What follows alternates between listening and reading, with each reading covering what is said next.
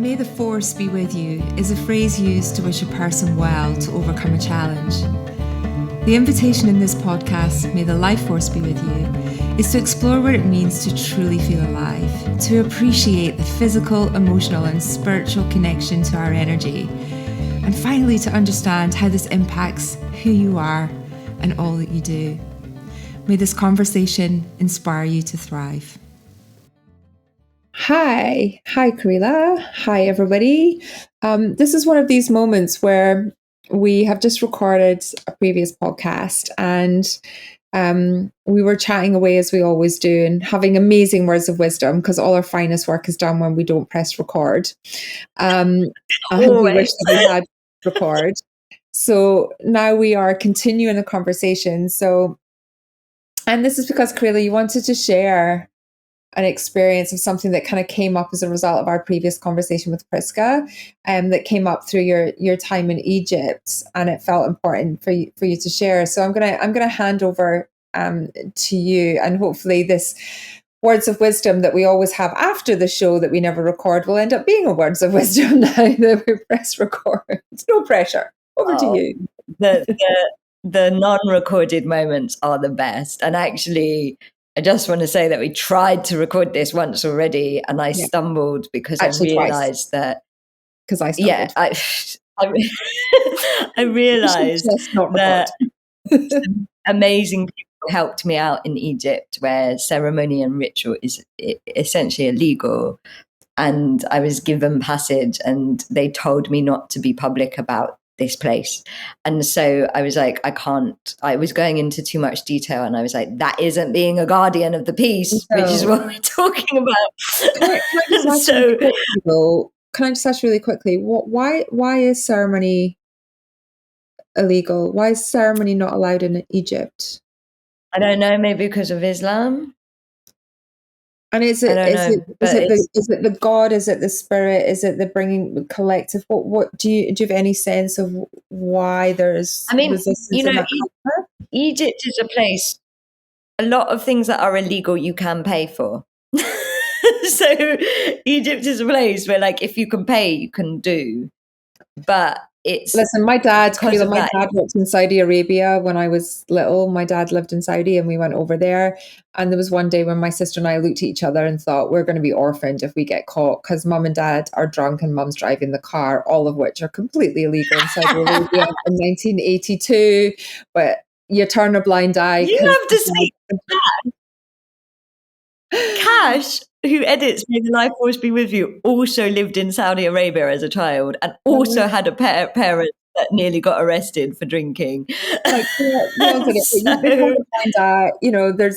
element of blind eye to everything, but sorry about that. Over to you about Egypt. We'll come back to Saudi Arabia another time.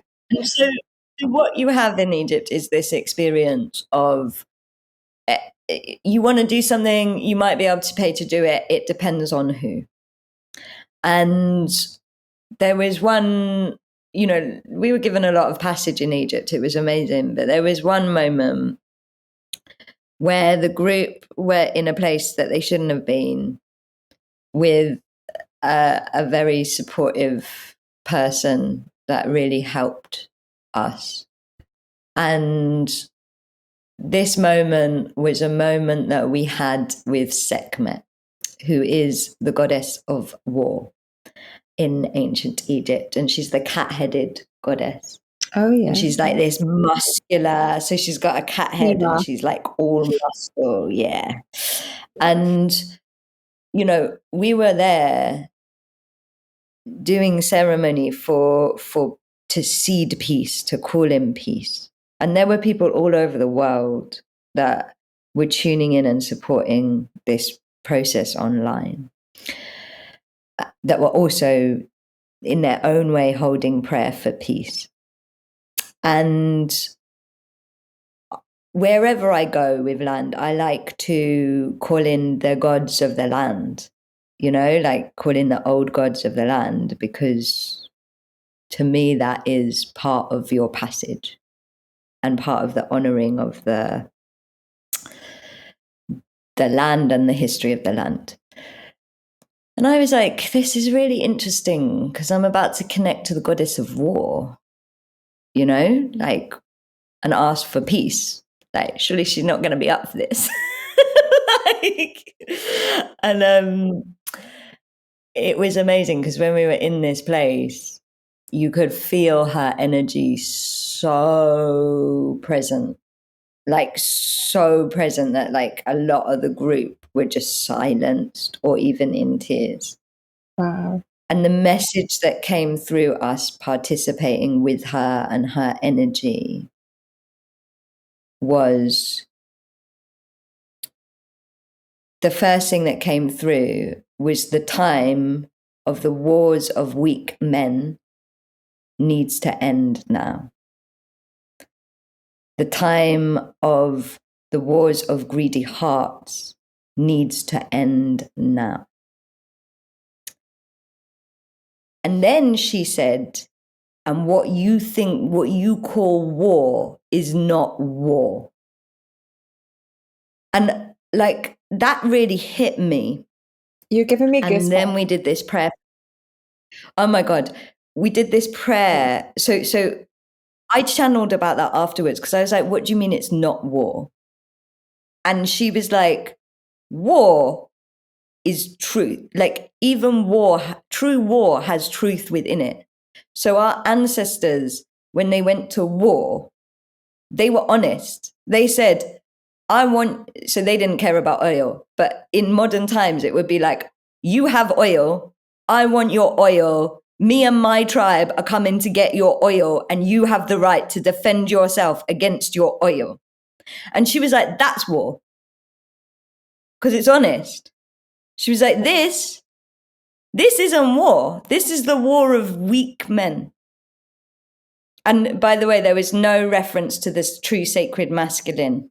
Like she was referencing the shadow of the patriarchy. Mm-hmm. She's like, if it's distorted, it's not war. It's not. You can't even call it war. And for me, that just hit something in me so deep about how much, this journey with the throat chakra was all about truth. And like one of the biggest distortions we're living in is like we don't even go to war on the waves of truth. Distortion, manipulation. Honest about it, yeah. And no one's been truthful about what their actual intentions are.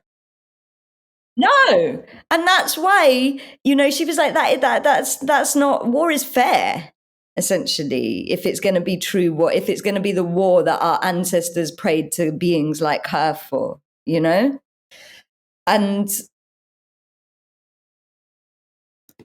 because that's on nature's law. It's not a fair fight right now. Yeah, it's not. If there's all this distortion about what it is, and it's not true. Oof. And then what happened was, so like I'd been subtly making offerings for peace, as the old gods they like exchange, and so, and in many ways these gods are aspects of us. So when you're offering, when you're praying, you're calling in that part of you to awaken in you. Yeah, like we've talked about archetype before. But collective archetype is an ancient collective archetype is calling in a really old archetypal power. And basically the person in there that we were in, the place that we were going to be in, saw me with this offering and took it off me. And I was like, oh shit. I was like, we're going to get in so much trouble now. And he didn't speak English, but he felt the energy and the prayer that we were with. And he took the offering and he rubbed it into the heart of the goddess of war, Sekhmet. Wow. Gave it to her. And then he like brought us out, and we tried to explain to him, and he brought us, and when he understood that it was for peace, even though I feel like he'd energetically understood it, he brought us back in. And he wanted to get a photo, which is also not allowed for us. And so we had a photo with her. And for the photo, we stood with our backs. And I just heard this voice come through me as I stood with my back to her. And it was like, Sekhmet has your back. And I felt like that message was this deep, feminine, archetypal force of war, which is, the scale of it is peace. War and peace are on the same journey, trajectory. And I feel like that message is for anyone who wants to stand against the distortion of war. Can the goddess of war also want peace? The goddess of war does want peace. This archetypal force, like even when I connect to her now, I feel so strong. I don't know if you can feel that, but it's like calling in a life force You're giving me energy. goosebumps. Bit like the life force energy that Priska just described, like the muscle of being able to win a war, I guess. But peace, from what I understand of it, is truth. If you are going to war without truth, there will never be peace. Because truth leads to peace. And there's so much noise at the moment going on in the collective. But for me, that was such a moment of like, none of this, not like, we got to collectively get to the truth. And the truth is that the war is between as an amazing comedian once said to me, is between the 1% and everybody else. And that he's not joking. There's no joke in that. It is absolutely true. That is the only war They don't happening on this planet. Go to war, but they are the instigators of that. And that's where that truth and distortion is even more prevalent between that 1% and then what is left behind for everybody else. And that, I just want to reiterate, like, go back on what you said there. Truth leads to peace. I really felt that. It was one of the messages. Individual basis as well. Like having individual truth leads to peace on so many different levels. It was one of the messages that spoke to me so much from Egypt. The guides were like, truth will always lead to peace. If you are not peaceful, you have not told the truth. That makes absolute sense to me. Absolute sense. And that energy that I felt with Sekhmet is that truth. No frills, no fuss, just the truth. And you feel the peace. So yes, sometimes the war, I think the true meaning of the war is like the energy that leads to peace. Not our modern day description of war. And, it's like truth leads to peace. And there might be, a bit like Priska was saying, there might be movement around change. That's part of the law of nature, but truth leads to peace. And anything that, that much energy, if you think how much energy is being put into what is not war, but it's not true. So it's never going to lead to peace. That's why the land next door to Egypt hasn't been peaceful for 75 years. Yeah, because as soon as there's a distortion, there's immediately resistance and therefore conflict because it's not the truth. No one is speaking the truth. Which is different. Difference of opinion. You can have a difference of opinion, but that is not the same as truth. And I, what I feel is like when you're presented with truth, people then can access that. What I felt in that Sekhmet moment was like when people are presented with truth, they then have the right to access their warrior energy. And then it's kind of like a divine, what happens next is divine law, I guess. But when the truth isn't when people are going to war without the truth, you just have this distortion that doesn't lead to peace. It leads to more pain. Because what I'm just imagining my mind is that truth can still lead to war, but it's a fair war. It's everybody knows where they stand. It's for a reason that everyone is clear and united behind, as you say, like ancestral wars, the clans of Scotland, or the different Greeks and Romans and Egyptian wars. Like, that's very different to the world that we live in today, where nobody really there's so much debate about why, because no one actually knows what the truth Because behind it's all distorted action and conflict is. because and also what I really felt was like when The she weak said heart. weak men Yeah. and the greedy heart, it's like true war, the person starting the war is on the front Mm-hmm. of those people going, like it was like this download about what true, if Well, that war weak is going to heart, happen. sorry, weak men and In greedy heart. You add weak men, greedy heart, and 1%, boom. That's all you need to know about why we are where we are today. And we might, because of the Greek weak men and greedy hearts, we might now get shadow banned for this clip. But we trust that Sekhmet has our backs. So, But it's the truth. And the truth is important. It is. Yeah. That feels, hugely profound. And it's not about, what we do isn't about taking sides or having controversial opinions, or it might sound like it sometimes. It's about trying to uncover the truth. It's about trying to rid, and even on the way to finding the truth, because who knows what the frick that is. It's elimination of the distortion. It's trying to just clear the shit out of the way.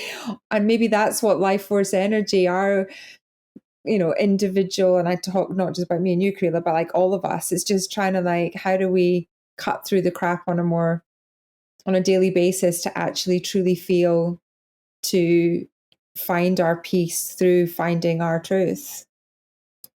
And peace is full of energy. Like life force, and the truth has the most life force. The force is in the truth. That is why that warrior energy, when she spoke the truth, you feel it. Even now, when I speak about it, you feel it. Yeah. And you feel the force, the life force of it. Whereas the distortion dissipates your life force. If anything, you could go as far as to say it harvests your life force. Mm-hmm. And so to me, being a warrior of one of the greatest services we can do at this time is try and be more of our truth more of the time. Well, if you just think about it in pure practical terms, conflict and war does take life force away, because at the end of the day, it's just all about taking more of the life force from your opponent than they can take from you, in the simplest of terms. And obviously, when we say life force, we're talking about human life or resource or whatever it might be. But you are taking life force away from people that don't know the truth of why they're there. It is. Whereas when you are fully in your truth, a bit like Priska was saying about the ultimate warrior, when you are fully in your truth, You don't need any life force because you have the force. You have the source force flowing through you. That's why it leads to peace. You don't need to beg, borrow, and steal life force from others. Mm-hmm. You don't need to pillage it. No, you're trying to top up your own battery by taking it from someone else. It doesn't work. And we do that, you know. Gosh.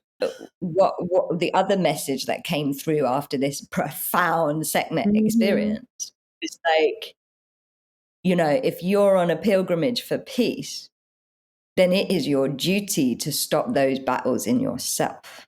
Yeah.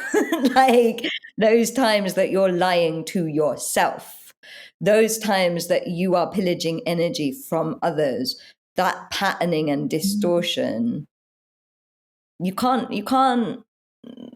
speak truth and then have those battles going on in a different, you know, like the message was like, if you are going to live this mission, then you have to live this mission. Oh my goodness, that feels so profound. Why do It more is people profound, not hey? hear this? I feel like I don't want to go down this rabbit hole, so I'm not going to, but we could some other time maybe. Is you know the part, oh gosh, I really don't, but the part religion plays in that, and beliefs and collective and individual beliefs that distort that truth sometimes for gain, But the that great, it's unclear. so what I understand about that is that of what the pilgrimage in Egypt taught me was that God is the truth. You know, the power of God is that our power to believe. And when we believe in truth, when we believe in LORE truth, our truth, the truth, we have an undistorted experience of heaven on earth. When we distort our own truth, we are essentially distorting source, God's. And the biggest collective manifestation of that is religious war. Yeah. So Or maybe war in the name of God. yeah, exactly. War in the name of God. I think that's what I have a hard time reconciling in my own thoughts. It's separation. It comes from our separation from source. And Yeah. our separation is a distortion. You know, like one of the things the guide said just before I went to Egypt, they were like, you can't be separated. You belong to the earth and the stars and you are interconnected. And so the only place you can actually have separation is in your own voice. It's from your own sense of self, from your own. It's when your voice and your sexual energy or your voice and your life force energy separate from each other. That's the only place that separation can exist. And the biggest manifestation of that, you know, because we are source, we are like, and so the biggest manifestation of that is the inner war, the inner battles, and the external war. In the name of good, in the name of God, in the name of. Yeah. Yeah. In the name of means you're lying.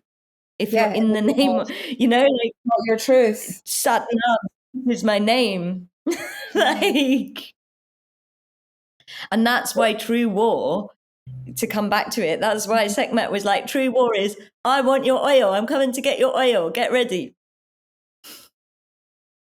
Yeah. Wow.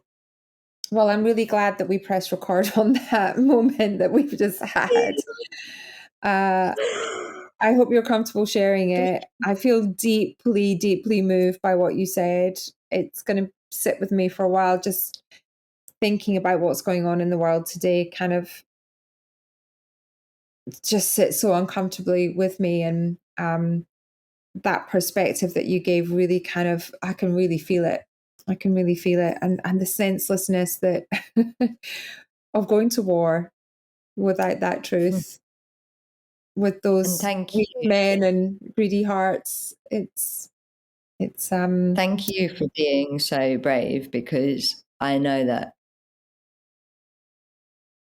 often on May the Life Force Be With You, we touch on things that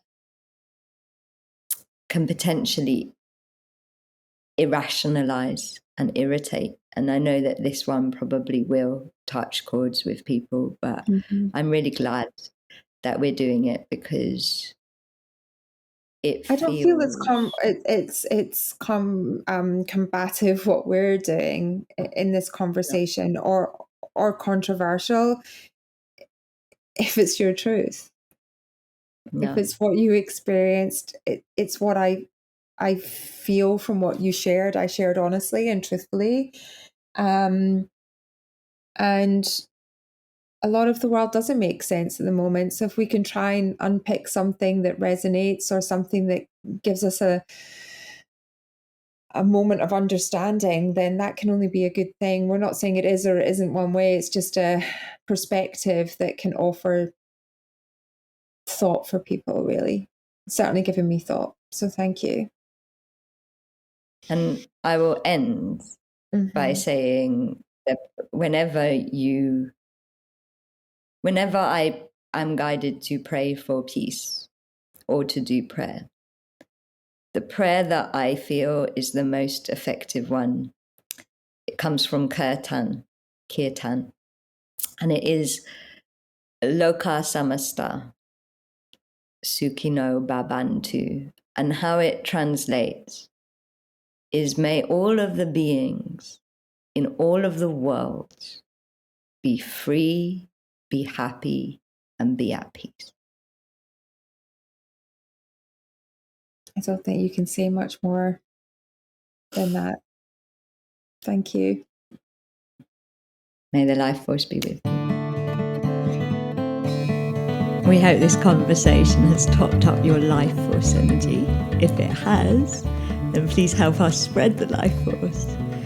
Like, share, subscribe, all of that. And may the life force be with all of us.